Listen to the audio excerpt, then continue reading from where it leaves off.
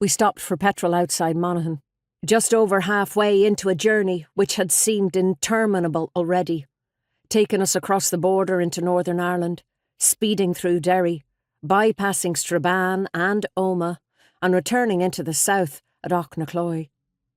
"Can I get you anything?" Molloy asked before climbing out of the car. I shook my head, sitting hunched over in the passenger seat as if I were cold, hands clasped tightly in my lap. My eyes darted from the yellow fuel bunkers filled with logs and peat briquettes to the red LED sign proffering off-licence car wash and coffee, taking very little in. In the rear-view mirror, I watched Molloy fill the tank, his features illuminated by the ghoulish light of the garage forecourt. He was worried too. I could see it in the set of his jaw, his grey eyes troubled. It validated my panic, convincing me that I wasn't overreacting, although I'd have preferred it if he had thought I was. We had taken Molloy's car rather than the Mini.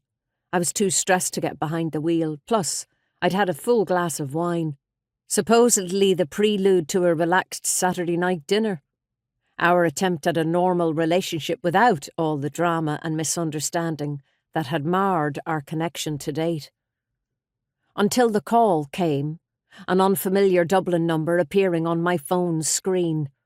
The caller was Pat Barnes, a man who'd recently moved into the same housing estate as my parents, a new neighbour, taking an interest in the older couple across the street, chatting with my dad while he mowed the lawn, passing the time of day with my mum.